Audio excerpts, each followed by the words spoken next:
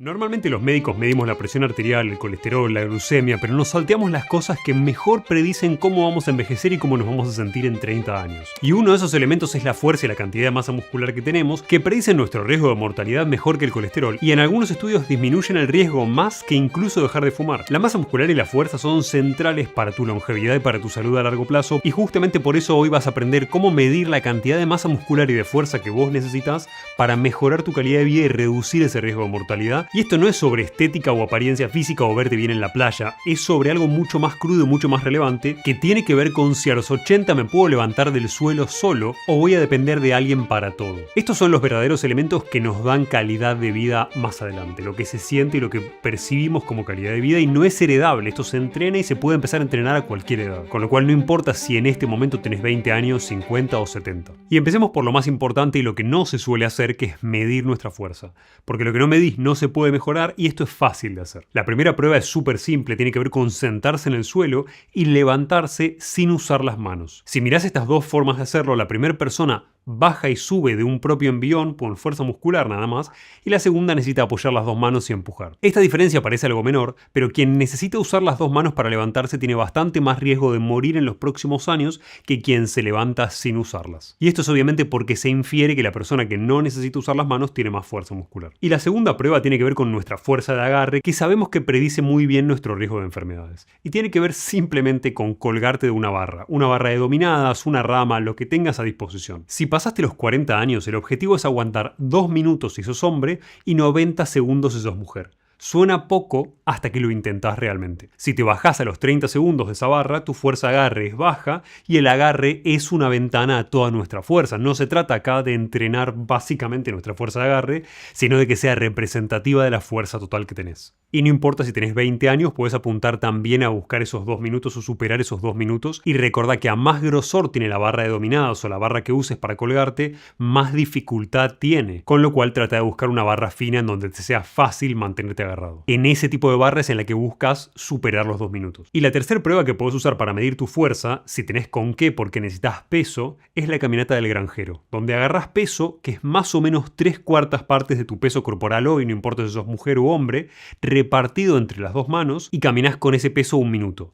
Si se te caen las manos antes y tenés que bajar el peso antes, ahí tenés tu número, no necesitas ningún laboratorio o turno con nadie, lo haces hoy en tu casa y por primera vez tenés un dato real de cuán fuerte estás, que no es una sensación. Y si haces las pruebas, anotá los resultados, porque al final del video vas a saber qué hacer exactamente con esos números. Ahora, la pregunta de fondo es ¿por qué un músculo que parece que solo pertenece al sistema locomotor y te permite moverte, decide o afecta a cuánto vas a vivir? Y la respuesta es que un músculo no hace solamente funciones que tienen que ver con la locomoción, con moverte. Tiene varios trabajos más. El primero de ellos, sin duda en importancia para la longevidad, tiene que ver con tu glucemia y tu azúcar en sangre. Cuando vos comes, la glucosa entra a sangre y el músculo es el principal órgano receptor que va a sacar esa glucemia de circulación y de sangre. Se va a llevar entre el 70 y el 80% de toda la glucosa que vos consumiste. Cuanto más músculo tenés y más lo movés, más lo utilizás, más fácil es manejar tu glucemia sin hacer picos de glucosa que sabemos que nos afectan negativamente a nuestra salud, porque tenemos más masa que puede amortiguar ese consumo de glucosa. Cuando tenés menos masa muscular o no usas esa masa muscular, ese azúcar queda en sangre por más tiempo y genera más daño cardiovascular. Por eso aumentar de masa muscular es una de las cosas más simples que podemos hacer para reparar una resistencia a la insulina antes de que se transformen en enfermedades más graves a futuro. El segundo rol de tus músculos, que no tiene que ver con moverte, es la producción de hormonas, que esto es lo más impresionante y lo menos conocido. Cuando el músculo se contrae, suelta sustancias que se llaman mioquinas, que viajan por sangre y modifican la acción de otros órganos. Y se identificaron cientos de mioquinas distintas. Algunas se comunican con grasa para facilitar la quema de grasas, otras afectan a tu funcionamiento del cerebro, y parte del efecto del ejercicio sobre la memoria, que sabemos que afecta positivamente, viaja a través de las señales que hacen estas mioquinas. Y si bien falta muchísima información sobre esto, el concepto o la dirección general es clara. Cuando el músculo se mueve, manda o genera señales que afectan positivamente a tu longevidad. Y el tercer trabajo, que no está relacionado con moverse, tiene que ver con apagar tus incendios, si querés. Envejecer o hacer las cosas mal viene de la mano, en general, de inflamación crónica, de bajo grado, silenciosa, que va generando un daño que nos lleva a envejecer y va rompiendo o dañando cosas por dentro. Mientras que cuando de manera crónica vos contraes los músculos, liberás señales que disparan una cascada antiinflamatoria y reducen esa inflamación crónica. Esta no es bajo ningún concepto la la única manera de reducir la inflamación, pero es una más que vos podés usar y que deberíamos usar todos. Y el cuarto trabajo que puede hacer el músculo, si querés, que no tiene que ver con moverte, puede afectar realmente a tu expectativa de vida y tu riesgo de morirte. Y es la reserva que vos tenés de masa muscular, que justamente funciona como un reservorio de aminoácidos. Los aminoácidos son los bloques que van a construir tus proteínas, con lo cual el día que te enfermas en serio, que tenés una cirugía, que estás peleando en un tratamiento por cáncer, tu cuerpo saca de ahí, toma de ahí aminoácidos para reparar el tejido dañado y poder defenderse mejor. Por eso el que llega a esa situación con más masa muscular tiene menos riesgo de mortalidad y hasta en terapia intensiva tener más masa muscular se asocia con sobrevivir mejor a la misma situación. Si sumás los cuatro, regular el azúcar, fabricar hormonas o mioquinas, disminuir la inflamación y esta reserva funcional de aminoácidos que necesitamos para responder a ciertas situaciones, claramente te das cuenta de que el músculo hace mucho más que permitirte moverte o lucir bien. Por eso en este caso, con todas las letras, es un órgano que te permite longevidad. Y las pruebas de agarre que vimos al inicio son el indicador barato o simple de cómo estos órganos están funcionando. Y es tan representativo de tu riesgo de mortalidad esa fuerza de agarre que en un estudio de casi 140.000 personas predijo la muerte por causas de enfermedades cardiovasculares mejor que la presión arterial. Ahora vamos a la parte compleja de todo esto, que es que los de peor estado físico tienen hasta 5 veces más riesgo de mortalidad en una década que los que tienen un muy buen estado. 5 veces más. Eso en términos de riesgo general es más de los que te sumaría empezar a fumar ahora. Por supuesto que fumar sigue aumentando mucho riesgo y no lo deberías hacer, pero te digo esto para que entiendas que ser débil importa todavía más. Y como seguramente ya sabes, aunque no conozcas el número, por cada década que pasa a partir de los 30, empezamos a perder entre 3 y 8% de masa muscular y a medida que envejecemos aceleramos la velocidad a la cual tenemos esa pérdida. El problema está en que si no usamos habitualmente esos músculos, no lo notamos de manera muy clara a los 40. Lo notamos a los 60 o 70 cuando nos empiezan a costar las actividades cotidianas porque ya no tenemos la masa muscular o la fuerza para hacerlo. Y el problema está en que a más grandes somos, nuestro músculo se vuelve más sordo al estímulo. Eso quiere decir que la misma cantidad de comida y de ejercicio a los 20 van a construir una cantidad de músculo y a los 60 van a construir menos. Esto existe porque de la misma manera que existe una resistencia a la insulina, hay una resistencia anabólica.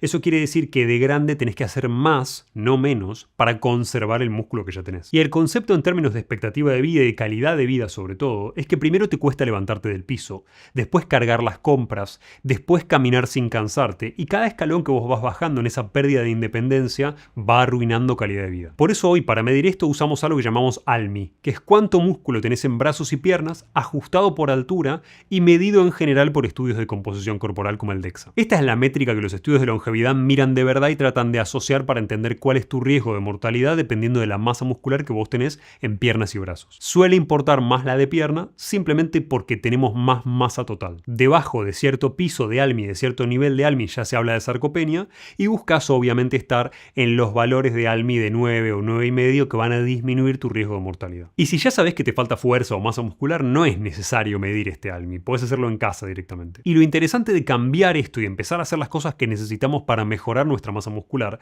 es que hay dos objeciones que suelen mencionarse. Una tiene que ver con las cosas que no hicimos hasta ahora. Si tengo 65 años y digo yo ya estoy grande, esto es para gente más joven, es al revés. Cuanto más grande sos, más rinde hacerlo. En longevidad hay algo que es muy interesante, que es a peor estamos a nivel aeróbico, a nivel muscular, a nivel de digestión, etc. Hacer los cambios es más redituable. Tengo que hacer menos para notar una gran mejoría. Con lo cual hay gente de 70 u 80 años que empieza a entrenar y gana fuerza y gana masa muscular. Obviamente lo gana a una velocidad mucho más lenta que alguien de 20, pero lo gana igual. Y la segunda objeción que suelen mencionar con respecto a esto es el tiempo. Cuando de verdad cambiamos nuestra composición corporal y lo hacemos de una manera lenta y sostenible que afecte positivamente a la longevidad, no te comes 4.000 kilocalorías por día porque querés ganar masa muscular rápido, ni viniste entrenando toda la vida y tenés la capacidad de responder rápido, en circunstancias normales tenés que entender que la composición corporal se mueve lento y los cambios de verdad en este índice, en el ALMI, tardan en aparecer. Y pasar de un valor promedio de estos a un valor muy alto puede tardar 2 o 3 años. Para quien está acostumbrado a pensar en planes de ganancia de mucho músculo en poco tiempo, suena mucho tiempo,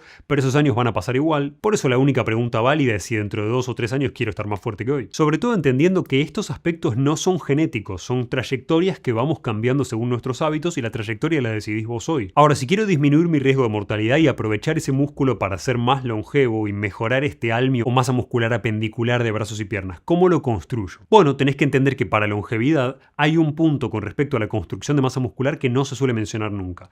Y es que a menos grasa corporal tenés, más del superávit calórico que vos comas va a ayudarte a construir músculo y menos va a desviarse hacia grasa. Así que si hoy estás bastante pesado en porcentaje de grasa, el paso más inteligente no es comer más para ganar músculo y después perder grasa, sino es reducir tu porcentaje de grasa primero, porque vas a construir mejor esa masa muscular o esa masa magra después. Por ende, para longevidad es más útil encontrar el porcentaje de grasa ideal en términos de riesgo, que suele ser un poco por debajo del 15% en hombres o por debajo del 23% en mujeres. No hace falta extremos, con esos porcentajes ya la reducción de la mortalidad está muy marcada. Y por supuesto que después tengo que agregarle entrenamiento de fuerza, no vamos a entrar en detalle porque tenés un video anterior mío sobre los elementos esenciales para construir masa muscular. Acá no hace falta vivir en el gimnasio, acá el elemento esencial para progresar y construir esa masa muscular es claramente la sobrecarga progresiva. Por otro lado, también necesitas la cantidad de proteína correcta, esto seguramente ya lo sabes, y lo importante acá es que por esa resistencia anabólica, cuando yo voy envejeciendo,